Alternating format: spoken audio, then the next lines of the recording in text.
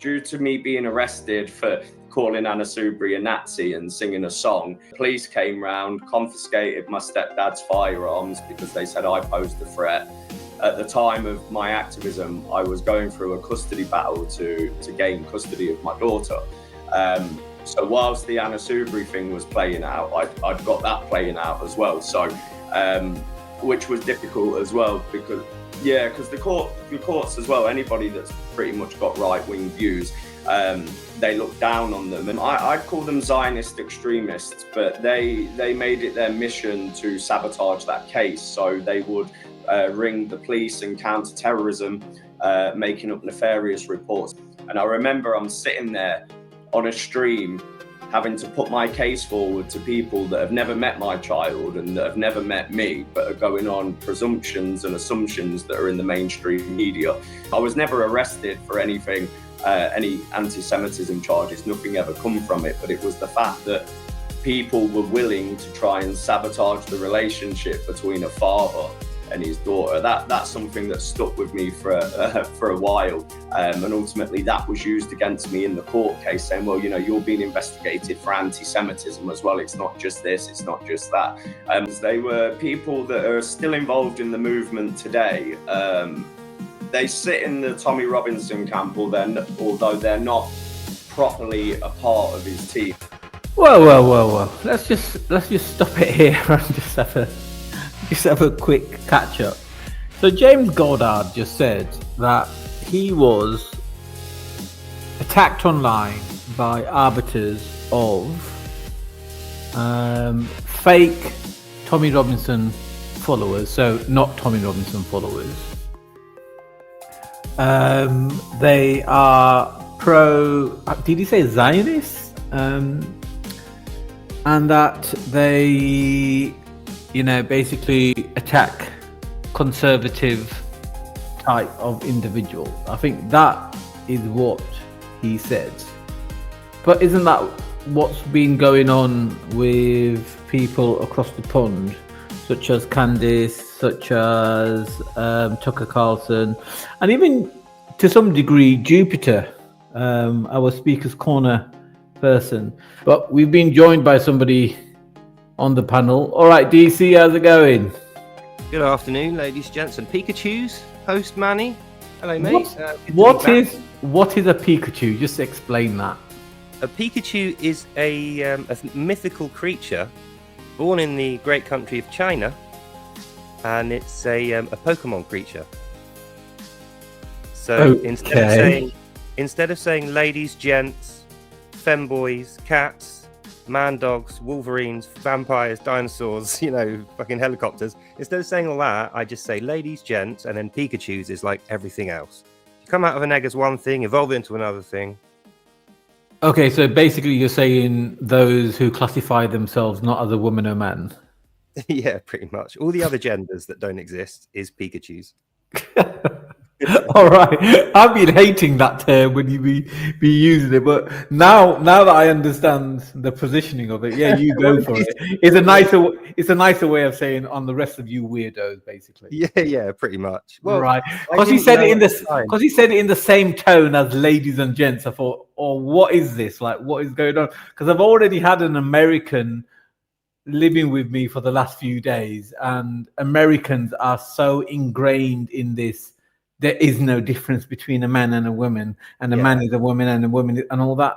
And like, this person was picking me up, and I was like, no, like, God created a man and a woman. Just because I differentiate doesn't mean that I'm critiquing one or the other. It's just that I'm celebrating the difference between a man and a woman, because what a woman can do, a lot of the man doesn't want to do or can't do, and vice versa. And in fact, the things that women don't want to do, like carry heavy things, men love it. We're purposed for it, aren't we? So I kind of feel like if you're a pair of scissors, the things that you want to do are most likely going to be cutting through pieces of paper or being polished by a cloth and some oil, because that's what you're designed for. Whereas if you're a pencil, you want to write stuff onto a page and be sharpened. But it doesn't work the other way around. You can't just say, well, I'm going to identify as scissors today, please polish me with a rag and then I will cut paper. It's like, you're a block of plastic with a blade attached. You're not cutting any paper. Like, I'm sorry, but I identify as a person who needs cut things. Like, you're not the right thing for the job. So do you know about James Goodard? Well, I know him about as well as I know Candice Owens, which is like not at all well, virtually none at all, like in a personal way. I don't know much about her character individually, but based on her statements, reading the content of the statements she makes, I feel I know her a little bit. But unlike Candice Owens, who I'm not a big fan of, I shouldn't really do it, but I have a bias that allows me to say I kind of like this Goddard chap. And even though he says a lot of things I don't like and disagree with, the things that he says that are right, that's the reason I am interested in this guy at all. So it's like I'll look the other way at all the stuff that I think is dumb or that I disagree with. Let me share it. Let me share it before you continue. Before you continue, let me share this video so you're a little bit caught up.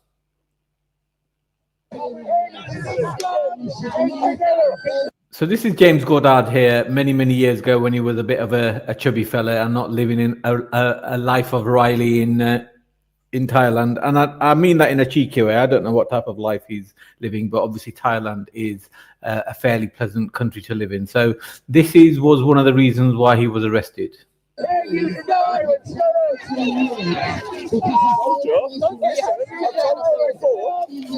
dare touch my leg. What have you told me before? What have you told me before? I've told you.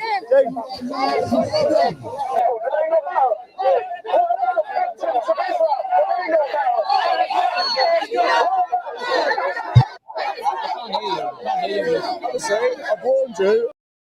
And I swear to God, when there's no police around here, I'm going to take your head off your shoulders. And I promise you that, and all the football lads will as well. Your card is marked. Trust me. Next time you're in London, mate, you're finished. All of the football lads know exactly who you are, and you will be ran out of London. Next time you're down, we'll see what happens. So yeah, as you can see, he's not somebody that minces his words, and he definitely has a good and a bad side. Well, my understanding of this guy is there's two different versions of him. There's that version you saw there, the kind of slightly overweight, looks like he drinks heavily and very over the top aggressive and, you know, very temperamental.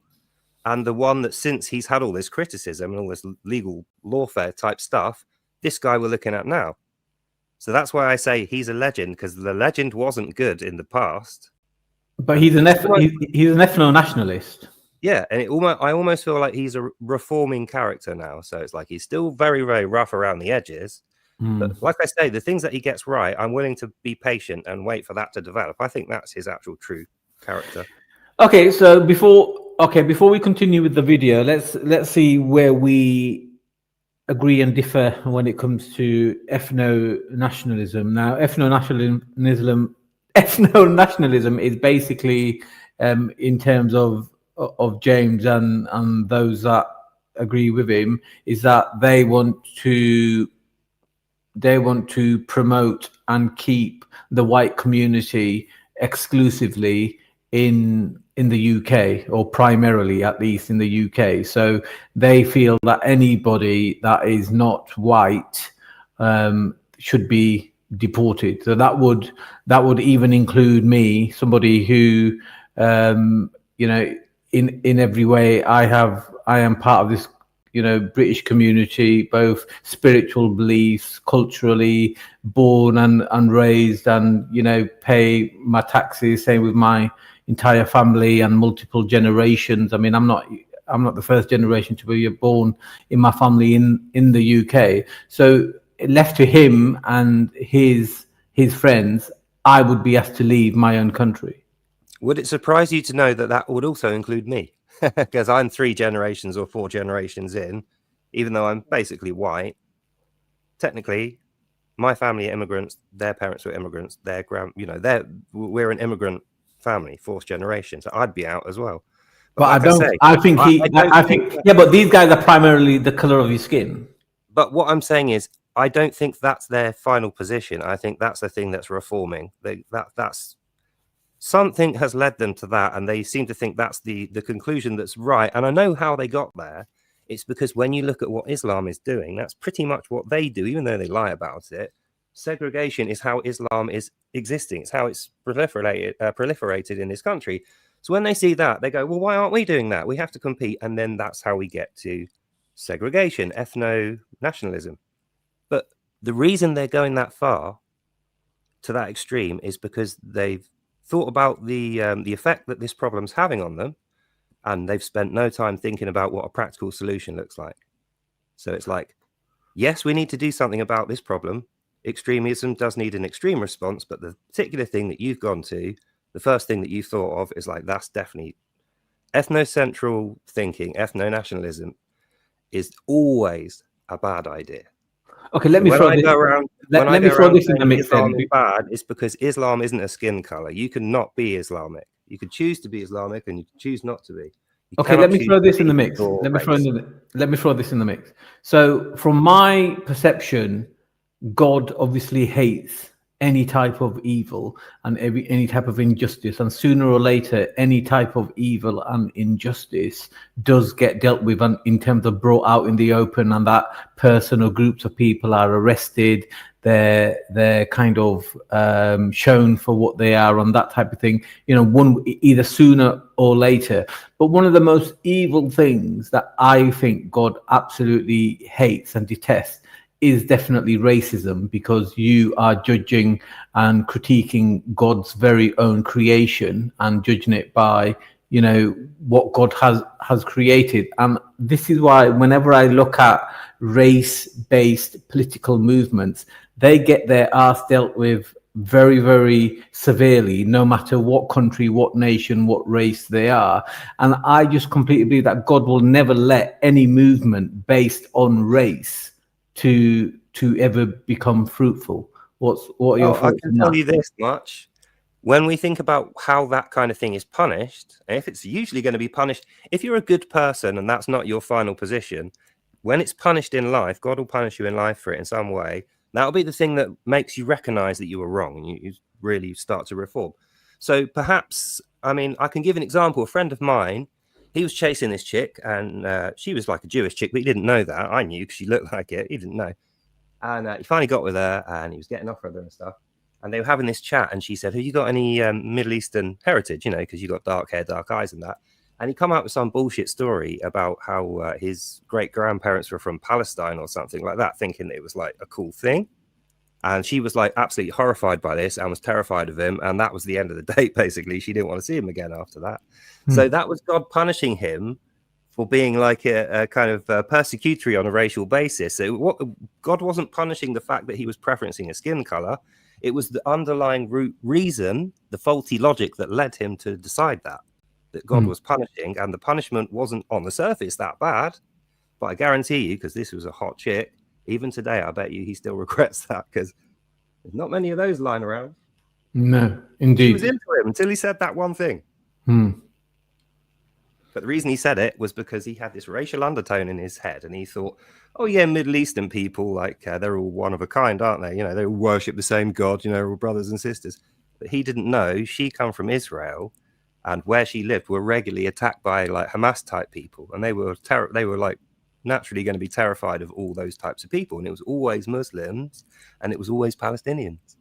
So when he said, oh yeah, my great-grandparents are Palestinian, she was like, fucking hell, the terrorist leaders that killed my grandparents are your fucking grandparents. And she was horrified. But he's not. He just said that to sound cool. So he kind of, you know, the thing is, if he hadn't been in that mindset, that ethnocentric mindset, he wouldn't have said that thing. And then he wouldn't have had the punishment of her being like, you're dead to me. And not going to speak to you again. Apologies for swearing. Oh, good God. I keep forgetting. Sorry about the swearing. The other podcast I'm on is like a very relaxed one. Yours is a very kind of professionally done one. So I sincerely apologize for that. No, it's all right. If it's in fairly good context, I don't really mind it. It's when it's when people are just using the F word and this word just, you know, just freely. It grates me, and it doesn't really sound nice for the listener either, just having kind of road language, if you like. But look, let's continue. Anything that you want to comment on, ask me to stop, and I'll do the same. Right. And it'd be like, oh, that guy's in the National Front. All of these lot are Nazis, and that. Yeah, it was very frustrating to have people. I mean, I'd class them in the Civ Nat camp, but they made it their mission to try and destroy what we were trying to build. And that's something that I've always found to be really frustrating on the right in particular. And it's one of the biggest problems that we've got, because the left don't sit there, centre left, far left, whatever it is. They don't sit there and go, oh, that guy's a communist. We can't stand with him. We need to try and destroy his life. Yeah. They come together. Whereas on the right, it's, you know, your civic nationalists, oh, you can't stand with him. He criticised Israel. He's a Nazi. Like, so we create our own problems ourselves, which is extremely frustrating as well. Because like I said, I've been doing this for 8 years now, and it just seems like we're going round in circles, although the Overton window has shifted a lot now. And, you know, when I first started, the idea of mass deportations and remigration was something that was considered extreme. And you were a bad person if you want that. But obviously, it's now the #1 topic in the UK, and everybody is calling for mass deportations and remigration. But I think there's probably there's different people have a different idea of what remigration is and what mass deportations would entail, I suppose. So my solution that I've promoted for a long time would be to get all of the figureheads, all of the leaders of these of these organizations, get everybody to sit down around a table and come up with a list of demands that we could then push forward as a united movement. But unfortunately, you're never going to get that, because there's a lot of these, I'm not going to start slagging people off, but a lot of these groups and individuals are happy to be in an echo chamber.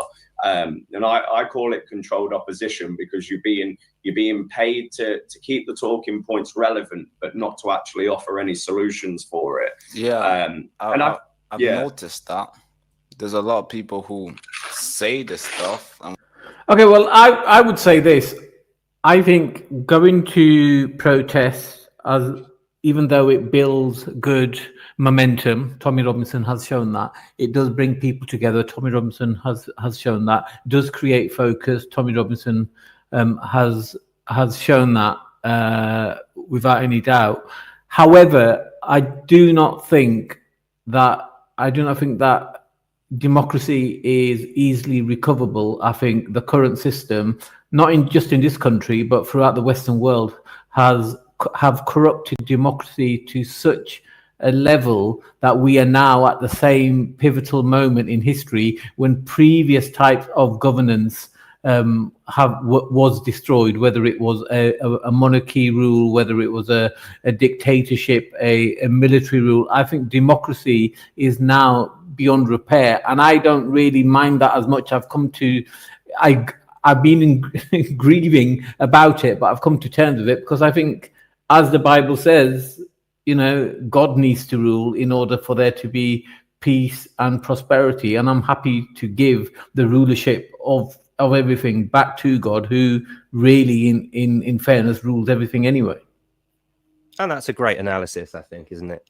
When you think about democracy, was never a perfect system at the start anyway. You know, in Greece, democracy was improvements on the dictatorship they had, or like a kind of military led rule. You know, it was better than that. And people loved it at first because it was better. But when you get used to it, is it really that much better, or are we overselling it here? So they keep modifying it, you know, and they got invaded by the Romans. They had their own system. And what we always had here was a monarchy with an underlying liberal democracy. So the democracy part wasn't like the prominent part. So it's a natural progression. If that's how good we got, now we got used to that, you know, like the old guys in the other example did. The next logical improvement is going to be the reigning of God's kingdom, which is a monarchy, effectively. Now, I know not everyone's a Christian. They don't all believe that. But if you say to yourself, how do we improve on a monarchical liberal democracy like the one we have when it's working well and it's doing well? How do we make it better than that? And the things you're going to come out with, I guarantee you, are going to assimilate God's kingdom under the monarchy of Jesus Christ. So whether you believe it or not, the idea of that is the same thing that you want. And that is a better thing. So how does that work? How would we install it, in your opinion?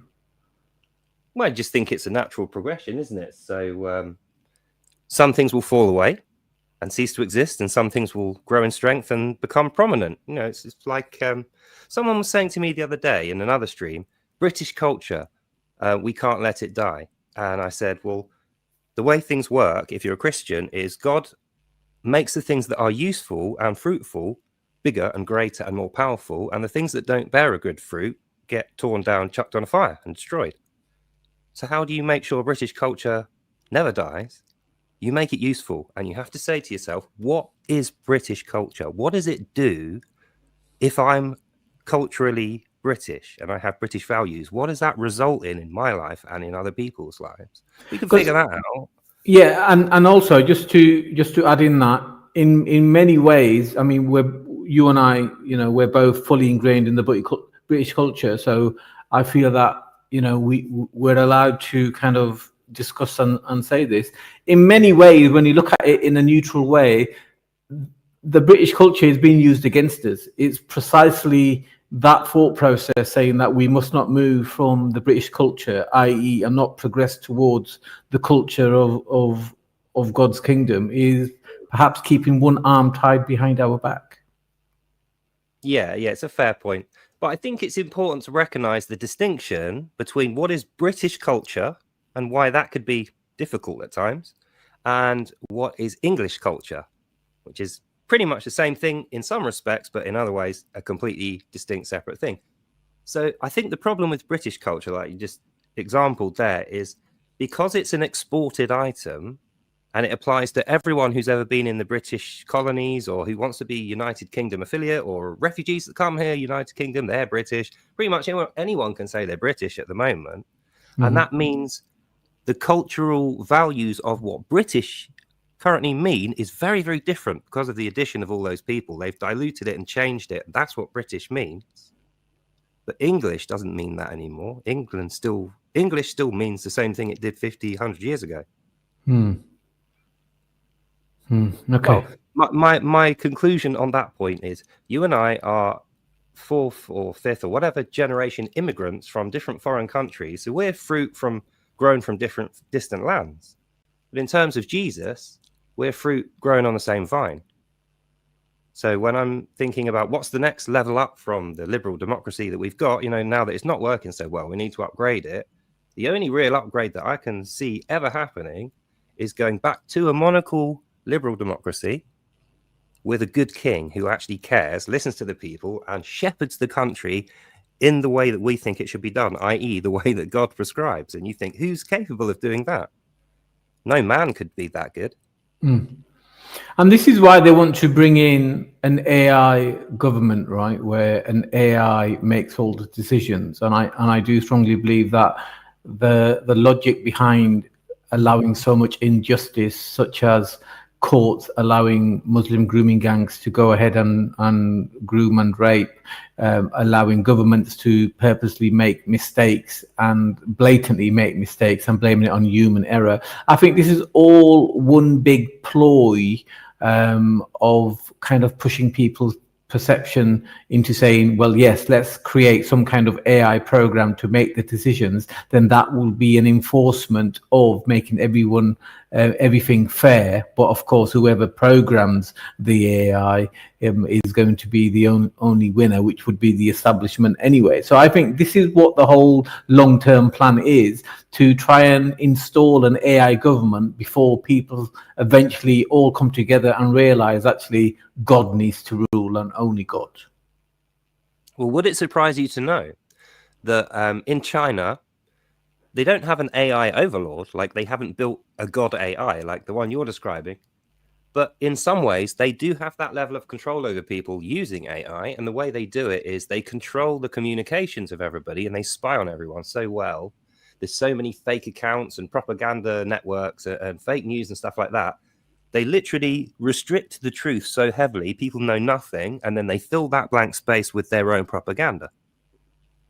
So even though there's no AI God, the effect they're getting is like there is an AI God. It's just one that's decentralized, that is controlled by the government. Like the AI God, it's controlled by a small team of programmers. Okay, all right, let's continue. And when it comes to the doing, they happen to not be there to the doing. And so there's a lot of things to unpack there. So you've been doing this since 2013. I mean, that's 17, mate. 17. Oh, sorry, 17. Well, that's a long time still. And to the point where now, just over a year, over 10 years, just under 10 years, you have to live the way you are living today. Obviously, I'm not saying you're living in a bad situation, but you're not in the country. And that's because what you've faced, and you probably know what you're going to face as soon as you're back. I'm sure you know the moment you arrive at Heathrow Airport, I'm sure they're going to like put you in cuffs. But yeah, that's a guarantee. But you spoke a lot about the individuals who are in the countries sabotaging the movement. Let me say, these individuals try to. I've seen those guys replying to your tweets, and they try to, like, I don't know who you're talking to in particular, but I've seen people like comment on your tweets and try to like separate you from what they're doing, even though they're willingly looking forward for what you're preaching, but they always want to like put you out the box, like, hey, we good idea, James, but not you for us type. Do you think it's because of the way you come across, and they feel like you might not attract the masses? No, I'd say that it depends really from what aspect you're looking at it. I only really seem to get issues from people that identify as civic nationalists. As I said, I was a part of the street movement for years. I went out and did my own activism as well, led my own protests. But the stuff that you see online is like, it's character assassination, because the politics that I actually put forward, people don't usually disagree with it. They then try to attack me. Oh, well, your daughter's only 3/4 English, so what, are you going to deport your own daughter? And it's like, it's such a moronic take to make. And this is why I've been looking forward to coming on here, to be able to explain, like, because we hear talk of remigration all the time, right? And I'm of my position, my honest position is, I want to see the UK be 95% minimum white British. I don't think that's extreme for wanting a country where the majority of people in the country look like you. You know, we only have to look at places like Leicester, Birmingham, Manchester, London, Bradford, and we can see that mass migration has absolutely decimated these cities. They can no longer be considered as British cities, in my opinion. So I'm of the position that, as uncomfortable as it might be, we do need to have a conversation about who's being deported, and what people actually want. Because, you know, if we take current immigration, like if you look at the amount of people that have come into the country over the past 5 years, millions and millions of people have come into the country. There's not been any upgrade on public services. There's not been any upgrades to the NHS. In fact, immigration, it makes it so that it's hard to get a doctor's appointment. It pushes the rent prices high. You know, when you're importing low-skilled migrants at the bottom end of the labour market, it's driving the wages down as well. So that, for me, there are so many problems with immigration. It does need tackling, but in regards to remigration, I would personally start with all of the asylum seekers. So there's currently 111,000 asylum seekers, I believe, that have got claims with the British government at the minute. Right. Yeah, we've got 111,000 asylum claims that need cancelling straight away. We've got the abuse of the student visa system, whereby people come in on the student visas, they let that expire, and then they overstay their visa, and then they're not deported, which is something that needs to be addressed as well. So, yeah, like I said, I'd start with the 111,000 asylum claims. Then you'd want to clear out all of the hotels, not put them into houses of multiple occupancy or shift them to other parts of the country. They should be deported. You then got your foreign criminals that are currently residing in UK prisons. I would then like to see anybody that can't speak English deported, anybody that's in receipt of state benefits. And also anybody that damages or is a problem for the social cohesion of the United Kingdom. So we hear all this, we hear a lot in the UK about integration and assimilation and you know, how it's going to save Britain. And it's anything but that. You know, if you look at your different areas across the country, we've basically created foreign ghettos all over the country. I'm from Leicester, like my hometown. So you've got the Golden Mile on one side in the east of the city, which is predominantly Indian.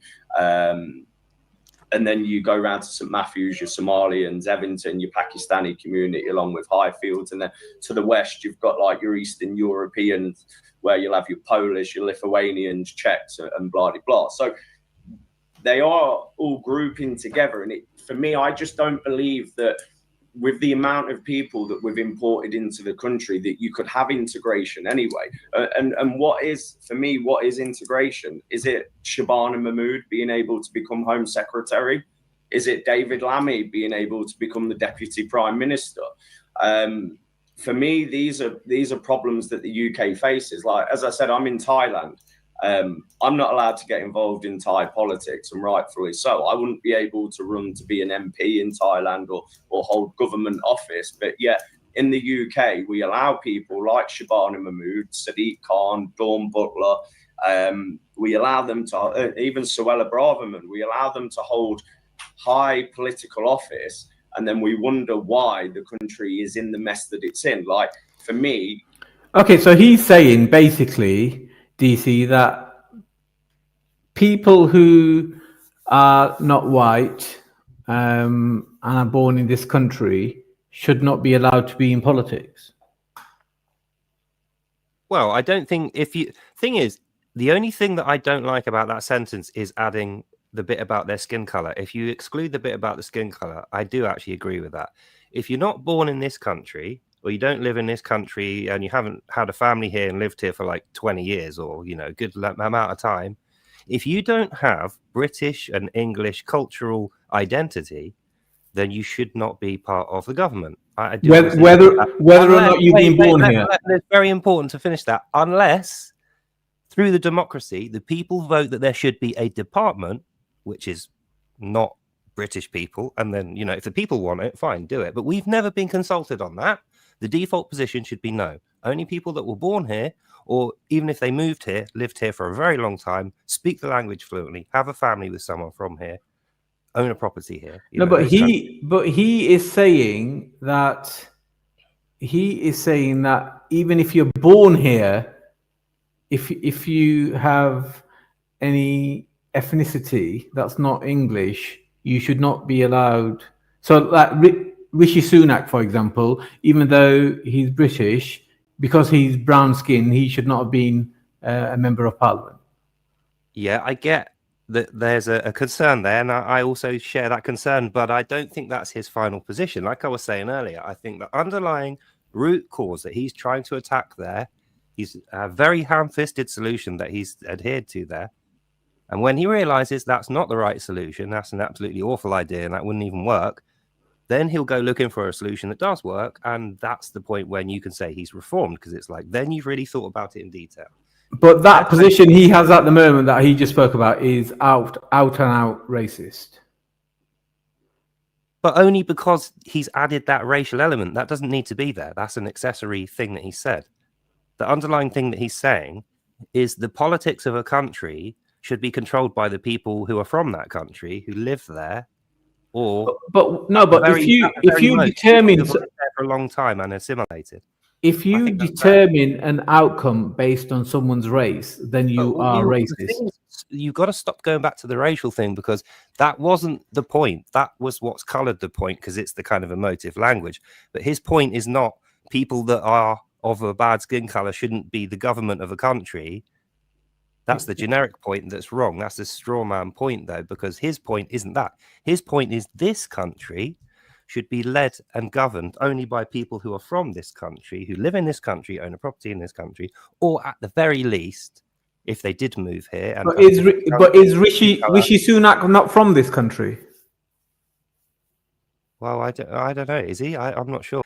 It doesn't matter to me where Rishi Sunak came from. As far as I know, he's been a prime minister, so that means he's British. No, but we've got to look. These type of kind of irking conversations are the ones that we need to have. So let me project the question correctly. So Rishi Sunak was born in the UK. He's been educated, I think, in Cambridge or Oxford, one of them two. His father or his parents were not born in the UK, but he is definitely born in the UK. He studied and owns property. He worked for Goldman Sachs, and he was a hedge fund manager, so on and so forth. So he is British. James Goddard is saying, because he has brown skin, this is my understanding, because he's not ethnically English or British, he should not be a member of parliament. I'm asking you, do you agree with that? And you're saying I'm making it racist, but because he is differentiating between people based on race, then the question is, isn't that racist? But the point is, no, that's not the thing. You're not making that racist. That is racist already. The thing I said you're making racist is by colouring in the question to me, saying, do I agree with that? When I've already said. Oh, no, that's not what I meant. That's not what I meant. I obviously don't think you're racist. Bloody hell, we talk to each other on Discord every other hour. Bloody, thank you. You know what I mean? If you were racist, I would be grilling you like there's no hair or any part of my body that I think DC is racist. I would love to have a face-to-face debate argument with DC one day, but I wouldn't do that with cameras on, because I think when we got the cameras on, we'll be too much on good behavior. But you go ahead, it's fine, you can do that if you want. No, but my point is, I don't think you're racist. I don't think that you think I'm a racist, but people in the audience that don't know me might think that. No, I've clarified that's definitely not. I'm happy to have that discussion. I don't think you're probably a good person to have it with. This is a good show to have it on. Sure, but I think what he is saying is racist because he's differentiating between people based on race. Yeah, I think what he's saying here, his current position maybe, is racial, discrimination. It's coloured in that way, and it's bad. No pun intended. But I think that's not his final position. Like I say, when he really tests that and tries to refine it, what do I really believe in and why? What he's going to find is, if he was born blind, would he still hold the exact same position today? Yes, but it wouldn't be based on skin color because he's blind. It would be based on the cultural identity and the kind of misgivings he has about how that interacts with our cultural identity. Yeah. So what he really thinks, and this is I think this will be his final position when he sort it through, is not skin color, but it should be British born and raised people should be the government of this country, or at the very least, if people have moved here, people who identify their family as British and don't have an allegiance to another country.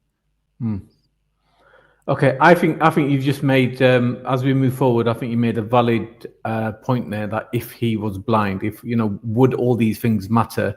Of course, it comes down to what's between your ears rather than what color your skin is. But let's continue for now. Well, I make the same.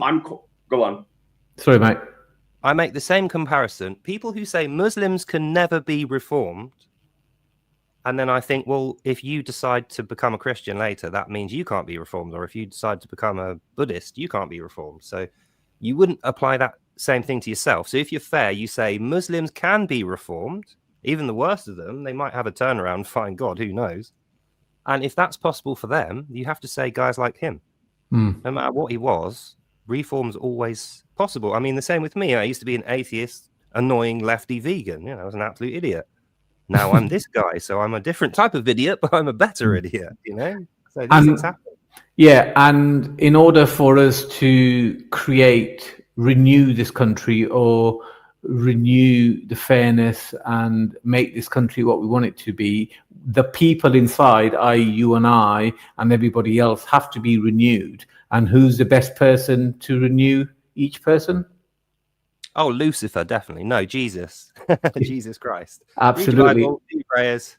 Absolutely, and that's why we push for everybody to be touched by the highest authority. It's not for you to be controlled or anything of that. It's the case of when you come together with God, God will renew you, and as a consequence, you then become a shining light to help others make the change as well.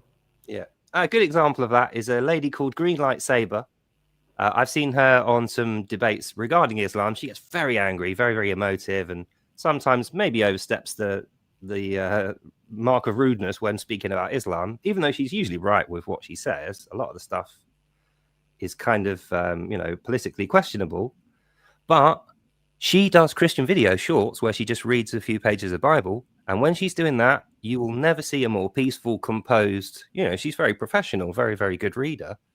So when she's reading the Bible, you can physically see while it's happening her being refreshed spiritually and like getting into the reading and stuff. They're only like a minute-long videos as well. There's quite a few of them. Okay, cool. All right, let's continue with this and see what he responds to that. But most of these guys were born here. Does that not matter as well?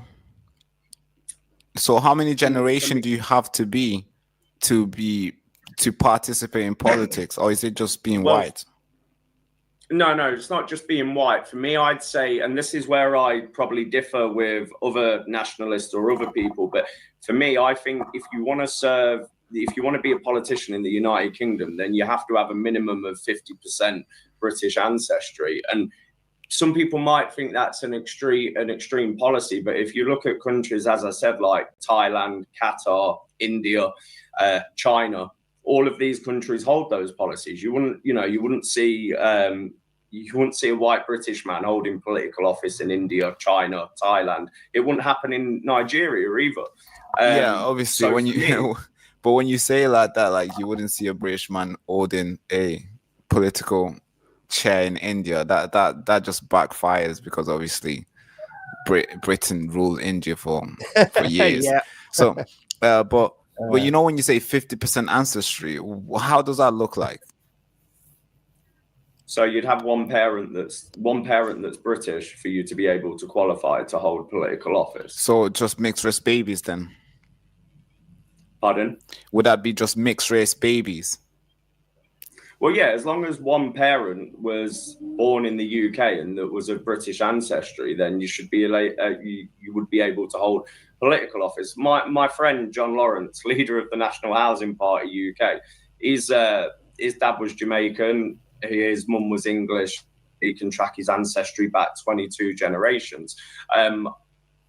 That's what I believe. I'm not saying that everybody believes that, because there's other people that would only want white British people to hold political office. But I don't believe that alienating mixed race people is going to do us any favors in the long haul if we're trying to win the hearts and minds of people to ensure that what we're saying, what we're preaching, becomes mainstream.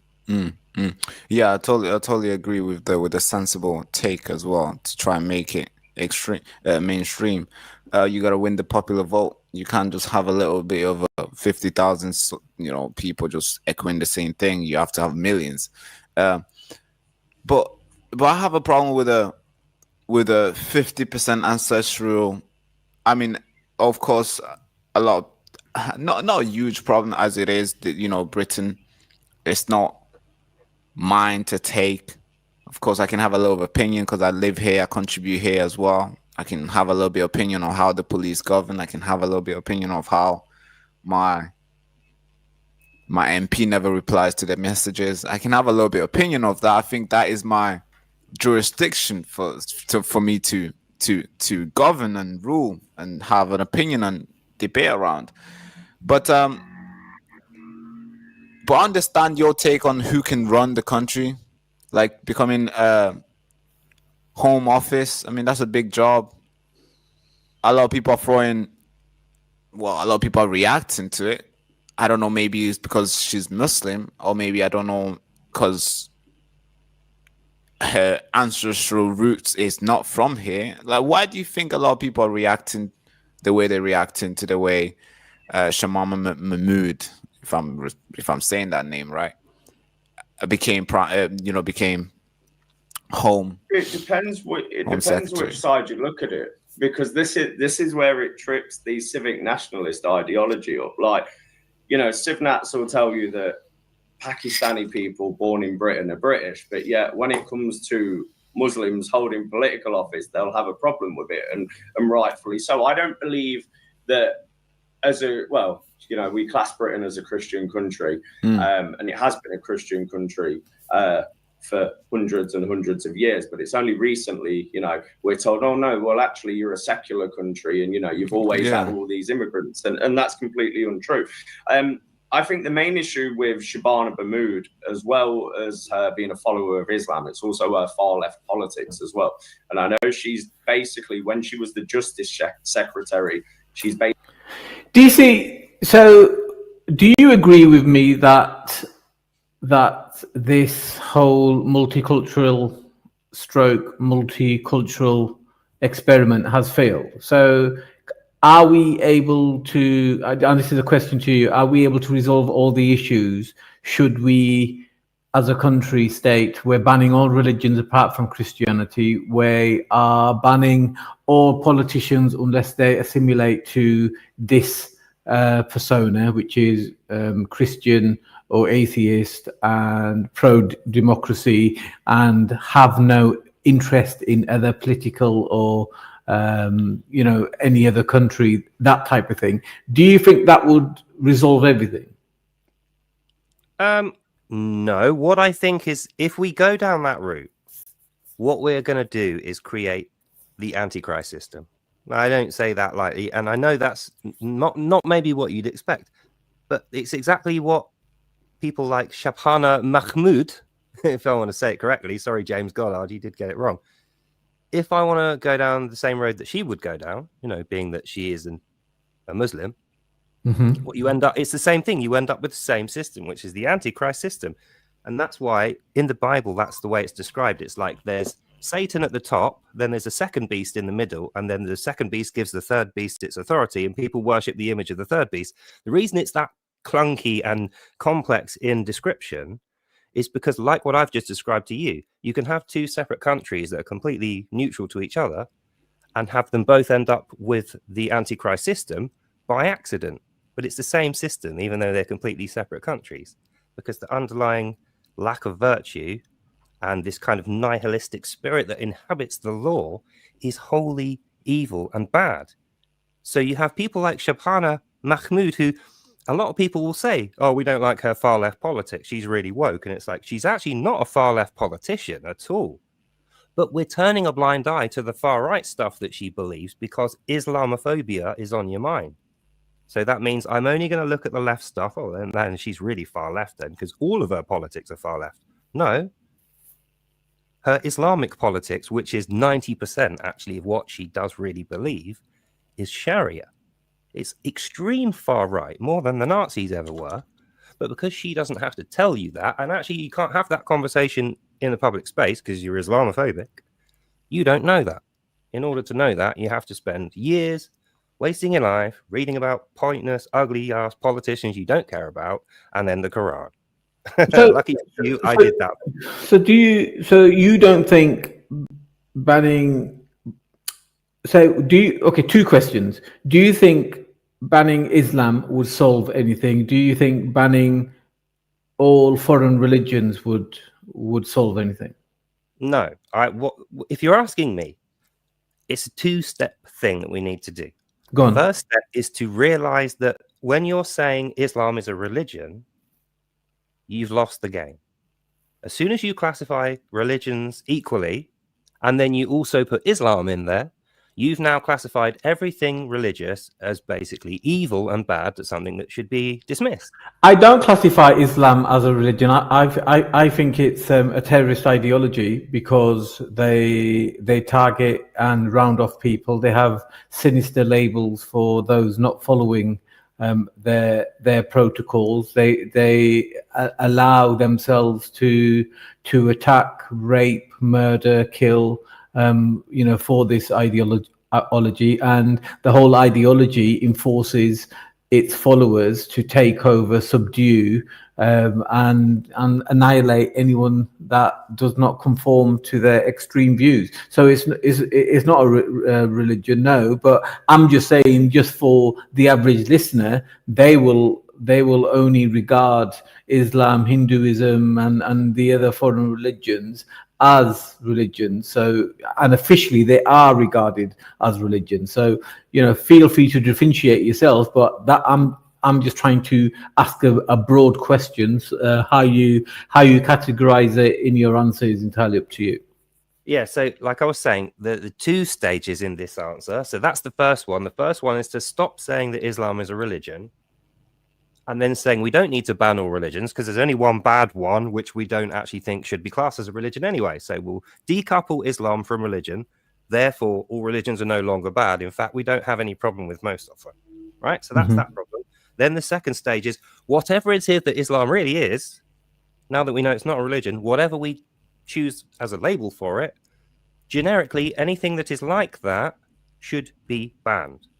Whether it's Islam or something else which is similar under a different name, anything that looks like the Antichrist system, flat ban. Okay, so how does that look like? Well, for a start, if you have a holy book that demands the death of virtually everybody on Earth, that's the Antichrist system. That's a flat ban. But how would you implement that? Your God, if the main attributes of your God are that he's the greatest deceiver and that he controls every man's destiny from birth to death and removes free will, then that guy should be illegal. On paper, it's like, right, we recognize that we have systematic theologies and we call them religions. They're lawful.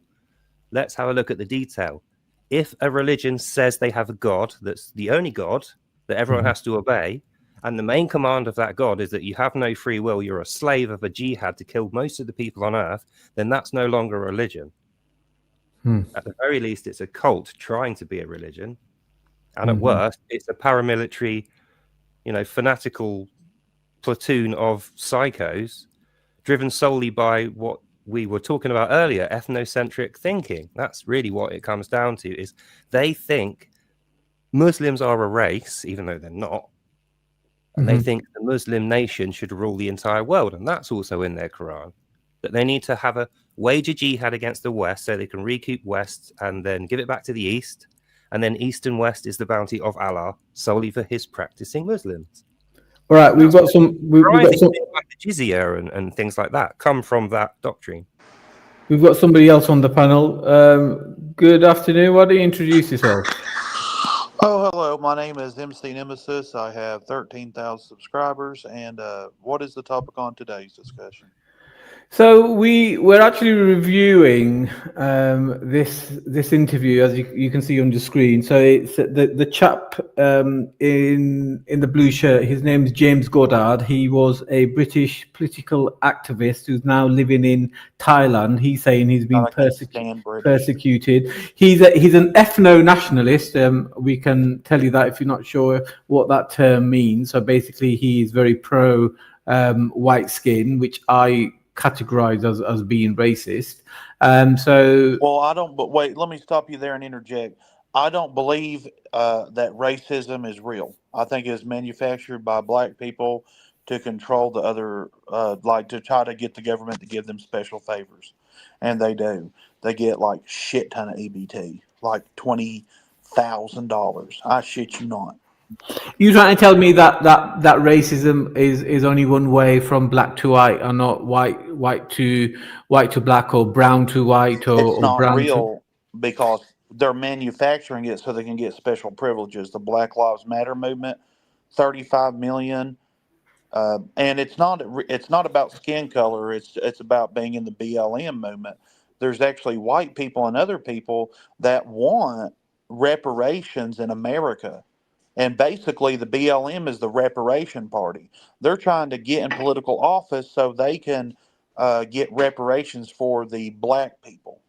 Yeah, we are aware that BLM is a complete and utter disgrace, and they've harmed more elements for the black community than any Ku Klux Klan member could have done. It's like a self-detonation political movement that's just kind of blown up in their faces. We understand that. However, you made a very broad statement when you came on saying racism is not real. Yes, I agree. Racism is really something that is taught and something that you voluntarily accept as being something that you want to apply. However, there are unfortunately members out there of different communities, different races that do operate under a mindset of racism, whether that's black on white or white on black, either way from any group. Oh, I understand they have the mindset, but when you're dealing with someone with that kind of mindset, you have to challenge their reality, because if you don't, like, racism is not real, it's manufactured. Because in order for racism to be real, one race would have to be superior to another, either physically, mentally, or financially, economic opportunities, and that's not true. No race has an edge. There's a lot of truth to what you're saying, because when I look at things like they have a Black History Month, just by having a month for Black History I find that's very derogatory to the black community. Like, why does there have to be a world month to teach? Because that's what they want. You're not understanding. They want special privileges. They want reparations. Literally, yeah, I think you know what? I know where you're coming from. In the mail. Hold on. They want a check in the mail. Do you understand? And they want to demonize white people. This whole Black History Month thing, right? The reason they do Black History Month is because the history that we currently have, i.e. accurate history that everyone already knows, that doesn't work for them. They want to retcon history down. So they do Black History Month to spread the new history propaganda and simultaneously shit on everyone's real accounts. That's the only reason it exists. So he's kind of right in a way. Use their to language. say racism doesn't exist. It's like the racism that I don't want either of you to use their language. Just like transgenderism, don't use their language. You're going to get caught in a damn trap. Yeah. They set traps for you, and as soon as you start using their language, they control you. So racism is not real. People that engage with that are trying to say white people are racist against black people. Therefore, black people should have special privileges. And it just goes on and on and on and on, and they will never stop. Why? Because they're trying to get fucking reparations, and they get like $20,000 a month in food stamps. Some of them, I shit you not. Go to X. Yeah, we've type into EBT videos. We've covered the 20,000. There was a chick I saw the other day as well. She said she was getting 8,500 a month when she had 3 kids, and then she ended up with like 9 kids or something. And each new kid was more money, and she's driving around like being rude to the. It was actually a Karen getting tasered video. She's driving around giving what for to the police after drink driving. And you just think, how entitled are these people rolling around saying the reason they're like that is because white person oppression? And it's like, the reason you're like that is white person, but not oppression. It's them giving you everything for free, never holding you accountable, expecting nothing of you, and not punishing you when you're dicking around like you are now. And then she only got tasered because she literally punched a copper like 3 times. Resisting arrest like with the best of them, otherwise he's going to let her and off. I've seen celebrities like Mark Henry justify other black people's actions, like Raja Jackson, whenever he beat up a wrestler and put him in the ICU in a coma. Mark Henry said, well, he had it coming, and it's supposed to be a scripted show, and this black guy loses control of himself, and they consistently do that. I don't think there's anything wrong with their genetics. But God damn it, the way that their mamas raised them is not right. They raised those kids to be violent sociopaths. But I don't think no. I don't think any mother would bring up their child to be violent sociopath. I think the very fact that the environment that they grow up in and the fact that they don't have a good male role model is the core reasons that they I know I've heard the rigmarole, but you need to go deeper. Why don't they? Because the women do this to their men. They're called she-boons. And the reason they're called she-boons is because they eat a shit ton of food. They weigh like 400 pounds, and they have a bunch of kids by different people. And then when the kids get 18, they fucking kick them out. And I've seen it on X, the black people. Get your fucking ass out of here. Man, I can't pay for your goddamn gas. You're 18 years old. Yeah, but it's not just the black families that do that. It is I've known white families to do that as well. Don't do that. You're pivoting. You're trying to. No, we're focusing on. No, but I'm from the UK, dude. I'm from the UK, so my main knowledge of family networks is here from the UK, We're not talking about the white people doing it. We're talking about the black people in America doing it. Yeah, but I'm saying that it's not just the black people that do that. Yes, they do raise their sons to be violent sociopaths. That's why they end up in prison. No, I think that statement. Are you aware of what happened to Austin Metcalf? Are you sleeping under a rock or something? No, I don't. I think you're being very unfair. Look. There's a few Americans I've had this type of conversation with. How am I being unfair? Can I just give you a little piece of advice? First of all, I'm going to say a lot of the things he's saying are very answer my question. Wait, let me talk. I wait for you. How am I being unfair? Wait, I let you finish. Just let me talk. I don't give a fuck. How am I being unfair? You accuse me of because something. You're on a rant. You don't get to fucking accuse me of things that I don't do. Now I'm not being unfair to nobody. I know there's white people that do it too. I live in the South. No one's accusing you of I'm not anything, being unfair to anybody. I'm simply else saying that a disproportionate amount of the population, 35 million, are doing it. No one can understand because you're talking over everyone when they answer you. You've got to just chill out. Like you're talking over me right now.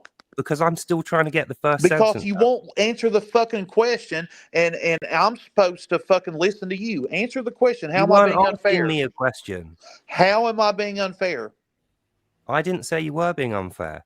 Okay, I said you were being unfair. I'm talking to Manny. Then you need to shut up and let Manny answer. Manny, how am I being unfair? You have to treat people with a bit more respect if you're on Manny, a show like this. You are disrespecting me right now by saying that I was being unfair. The audience you are disrespecting me, and I'm calling you out for it, you fucking bastard.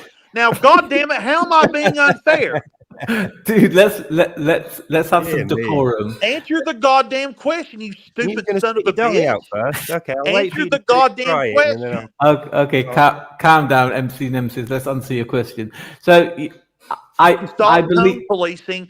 Stop telling me to calm down. Answer the goddamn question. I'm trying to. Stop tone policing. God damn it, it's not your place. You listen to me. Calm down. Set the I can talk as loud as I goddamn want. Stop tone policing, you fucking faggot. We don't get you here to tell us what to do. So either behave yourself, niggers, kill yourselves. Fucking niggers, kill yourselves. See, we knew you were a racist. Now you just proven that you are a racist. Kill yourself, niggers. Yeah, I've proven the point. Yeah, you are a racist. Now I'm engaging in bad faith. Okay, you tell the audience what you can stop anytime you goddamn want and start engaging in good faith and answer my goddamn question. See, I said you were being unfair because I could see that you were a racist, and now you've just proven racism's not goddamn real. Didn't we talk about that? We did talk about that, but when you start using what the terminology, so how can I be a racist if it's not goddamn real? Yeah, because you've been programmed to see it's real. You know that's why you switched into the racist it's mode. It's not real. It's a tool used by the she-boons for political gain. You dumb fuck. Look, I mean, I don't know why you feel that you have to be so aggressive. I think you are unfair. I stand by that remark. I know that's upsetting to you, but if you want me to, I can clarify why I think. Well, if you're going to accuse me of things that I'm not doing, I'm going to leave this conversation. So you can or I'm going to leave. You can come and go. You won't get because I'm not going to sit here and be accused of things that I'm not doing. You're a fucking liar. You're a piece of shit liar. Fuck you. Now, I did not make that statement. I did not make that statement as a factual statement. It's my opinion that you are unfair. Or I'm leaving. You can leave. I think you are unfair. Well, I'm leaving. If you're not going to retract your lie, bye then. You're not going to admit you're a fucking liar. MC unfair. All right, then fuck you. Kill yourself, nigger. No, thank you. I'll stay alive and I'll help the world become a better place. Thank you. Toodle. Well, there you go, Manny. He gave you the straight facts of the conversation, which are racism isn't real, you nigger. Well done, MC Nemesis. And the thing is, the underlying root cause of what is causing him to say that some of that is actually really valid. And I was about to congratulate him on his intelligent Yes, thinking and exactly. explore how we can word that in a way that's more accurate. But of Yes. course, he didn't let me fucking say a word, and then was really rude. And then the closing statement, that's not me. That's not my sarcasm, right? You heard his closing statement there was "fuck you, kill yourself, fuck you and die. You're a nigger." The thing is, he's probably a troll. But what he just wasn't next. He probably thought he could trigger definitely me or maybe you as well. But the thing is, you know, I just laugh at racism because, like you are partly agreeing with him. Yeah, bro, it proved what you were saying right after you said it. He demonstrated it for everyone. So it's like, right, here's a reason why we need to have the discussion about discrimination, specifically racism. And here's the points of racism we're going to go through. Then he turns up and says racism isn't real, and his closing statement is nigger. So it's like, okay, well, why is that the choice word to use in a particular situation if it's got no value? And if it's got no value, if it has got value, then it's racism that's given it that value. So it does exist. Sorry, you just you're doing the thing that Goddard is doing. The underlying root cause is real. You're analyzing that. But you spent 0% of the time wording out accurately what that means in practice. That's the bit you want to be at. And that's what we're trying to do with you. But you just, mate, come back with a better attitude. You learn a lot, I'm telling you. All right, well said. All right, let's move forward with this video. Basically legalized two-tier policing and two-tier bail conditions and asking for judges to look at historical events in the past as that having an impact on a person of color committing a crime, which is completely ludicrous. You know, we shouldn't be if somebody's committed a crime, no matter if they're black, white, brown, whatever it is, if they've committed a crime, you can't make excuses for them. They've committed the crime, they do the time.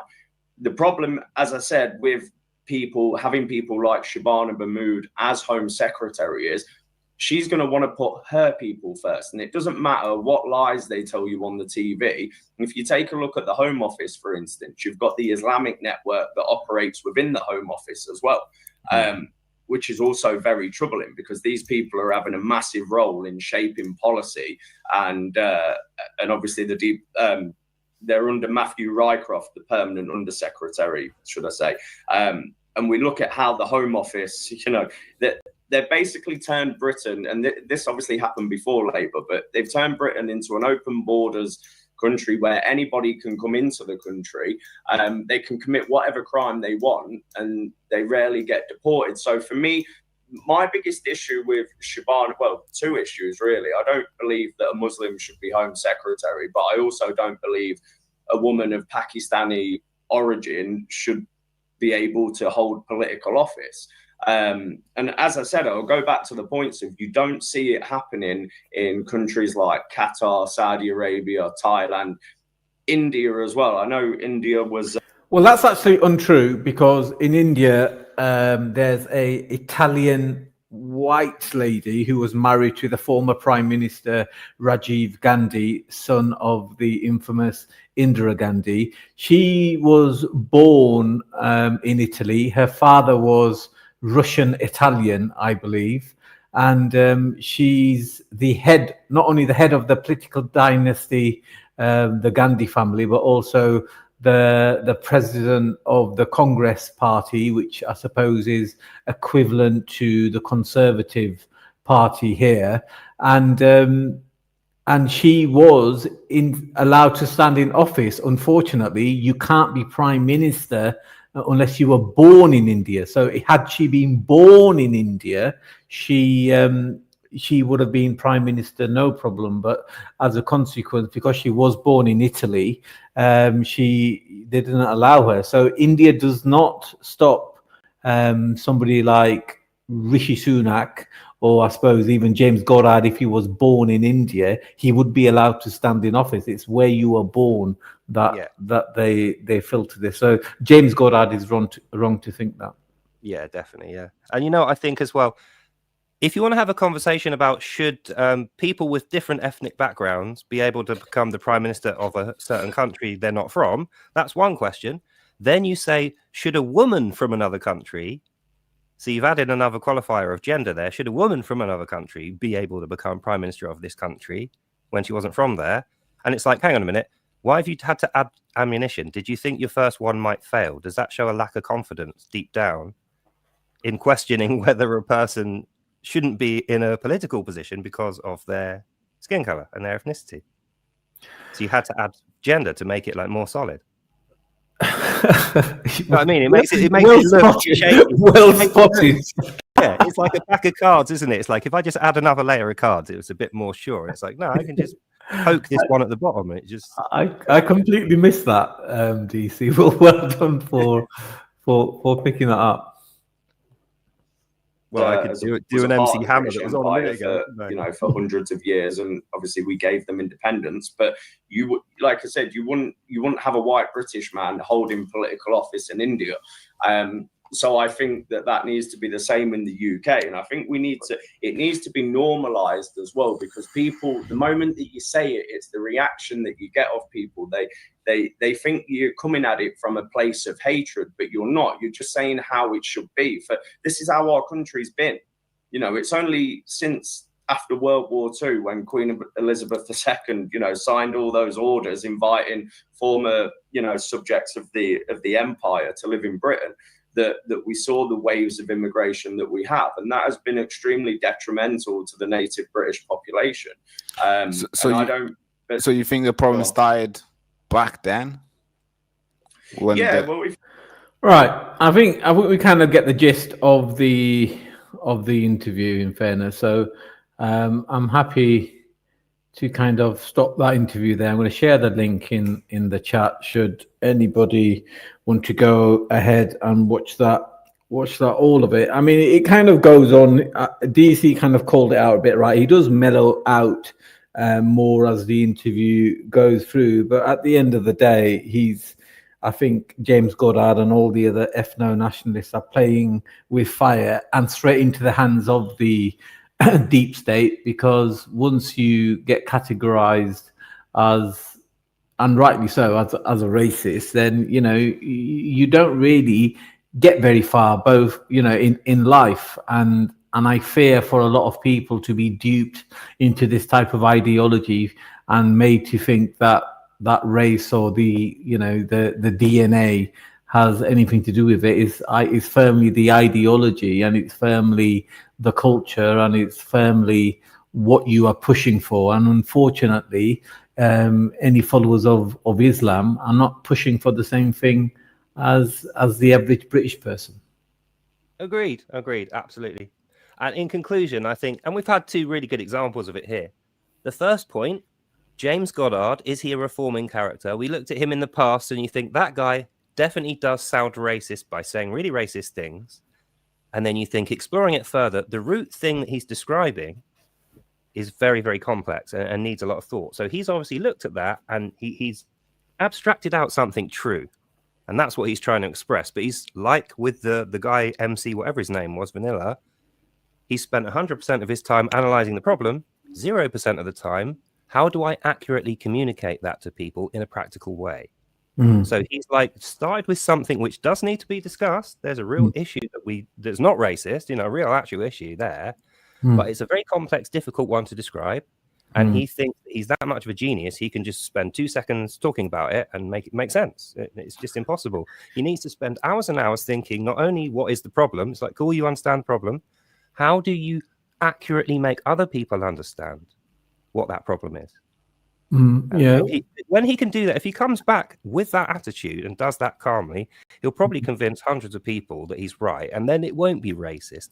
But you can't come on here and say racism doesn't exist, you nigger, black people are bad, white people are good. I mean, it's a completely confusing, self-defeating, conflicting statement that just nobody, it's not a serious statement. I'm sorry. The guy's an intelligent thinker, but he needs to spend more time developing his communication.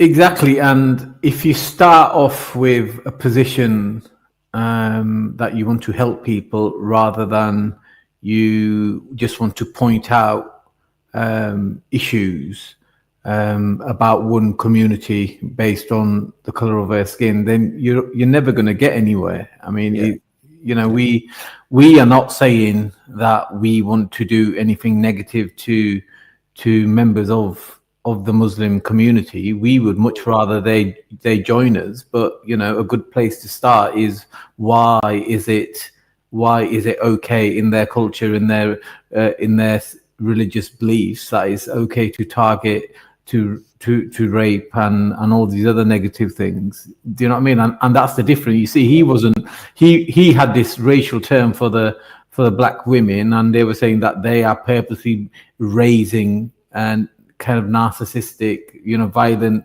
children, and he didn't really want to entertain, what the causes should be. That's exactly right. So he was saying black people tend to have psychotic, narcissistic, violent criminals for children, and didn't qualify it at all. And it's like, that's racist. We can't accept that, because you're saying the reason why these mothers are having delinquent children and nothing else is because they have a certain melatonin level and their skin color is darkened. And it's like, that's obviously physically, objectively incorrect.